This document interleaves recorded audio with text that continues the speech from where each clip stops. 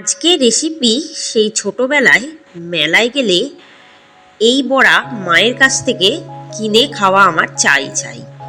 এটা কিন্তু আমি এখন বাড়িতে বানাতে শিখে গেছি, তাই আর মেলায় গিয়ে বায়না করি না। সেই রেসিপি নিয়ে চলে এলাম আরও মুচমুচে বানানোর সিক্রেট টিপস নিয়ে। নমস্কার বন্ধুরা, মাই সিম্পল লাইফস্টাইল ব্লগে স্বাগত জানাই। প্রথমে আমি 200 গ্রাম মটর ডাল ভালো করে ধুয়ে নিয়ে সারা রাত ধরে ভিজিয়ে রেখেছি। ওই জলেই আর একটু ভালো করে ধুয়ে নেবো ডালটিকে। এরপর জলটাকে একদম ছেঁকে একটি মিক্সারের বাটিতে কিন্তু ডালগুলো বাটার জন্য দেব, যাতে কোনো রকম জল না থাকে। এরপর যা যা মশলা আমি দেবো সেটা মন দিয়ে দেখবেন। 3টে শুকনো লঙ্কা, পরিমাণ মতো আদা, 1 চামচ নুন, 1 চামচ গোলমরিচ গোটা, 1 চামচ গরম মশলা গুঁড়ো, 1 চামচ গোটা জিরে, 1 চামচ টমেটো সস, 1 চামচ কাসুন্দি, 1 চামচ রেড চিলি সস, 1 চামচ লঙ্কার গুঁড়ো। যদি লঙ্কার গুঁড়ো ব্যবহার করতে না চান সেক্ষেত্রে কাশ্মীরি লঙ্কার গুঁড়ো ব্যবহার করতে পারেন। এরপর আমি কিন্তু এরকম খচা বেটে নিয়েছি, যাতে ডালগুলো একটু আস্ত থাকে, একটু মজে যায়। এভাবেই বাটতে হবে আর খুব ভালোভাবে এটাকে ওপর নিচ করে মিশিয়ে দিতে হবে। এভাবে কিছুক্ষণ রেখে দেবো রুম টেম্পারেচারে। তারপর কড়াইতে কিন্তু 1 কাপ সর্ষের তেল গরম করতে বসিয়ে দেবো। যতক্ষণ না তেল থেকে গেঁজা উঠছে, ততক্ষণ না ভালো করে গরম হচ্ছে, ততক্ষণ না বড়াগুলো ছাড়া যাবে না। এরপর বড়াগুলোকে হাতের সাহায্যে গোল গোল করে পাকিয়ে পুরো আঙুলের সাহায্যে চ্যাপটা করে শেপ দেব। তেলটা কিন্তু ভালো করে গরম হয়ে গেছে। এরপর কিন্তু বড়াগুলো আমি ছাড়বো একটা করে। আঁচটাকে কিন্তু একদম কমিয়ে দেবো, কারণ বড়ার ভেতরের দিকটাও ভাজা হওয়া চাই।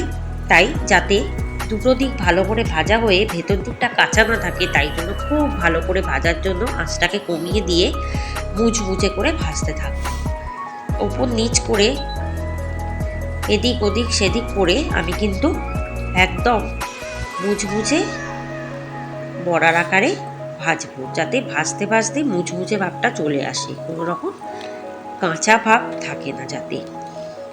আচ্ছা বলুন তো, কারা এই মেলায় ডালের বড়া খেতে ভালোবাসতেন? সেটা কিন্তু কমেন্টে জানাবেন।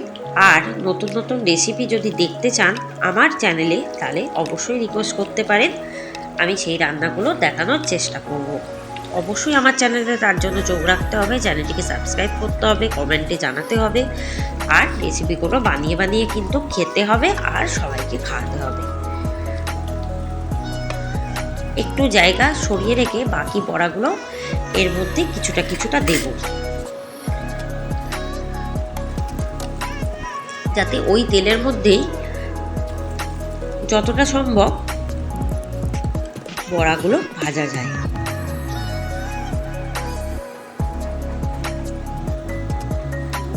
খুব লাল করে কিন্তু ভাজতে হবে, তাই আঁচটাকে কমিয়ে রেখে ভাজবেন। ভালোভাবে ভাজাও হবে, পুড়ে যাওয়ার সম্ভাবনাও থাকবে না, এদিকে কোনো দিকে কাঁচা ভাবও থাকবে না। এভাবে ডালের সাথেও কিন্তু মটর ডালের বড়া খেতে ভীষণই ভালো লাগে।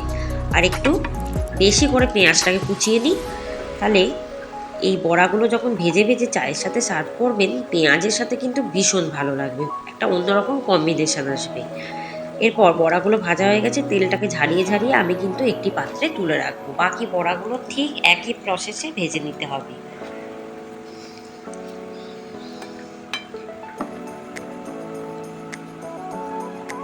ডালের বড়া ভাজা দেখেই লোভ লাগছে, আর খেতে কতটা না টেস্টি হবে সেটা না বানিয়ে খেলে কিন্তু বুঝতে পারবেন না।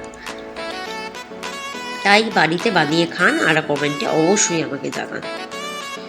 বাকি বড়াগুলো ঠিক একইভাবে ভেজে নিয়েছি, কিন্তু এখনো সার্ভ করার জন্য একটা কাজ বাকি আছে। আগেই বললাম, একটা গোটা পেঁয়াজ ভালো করে কুচিয়ে রাখুন।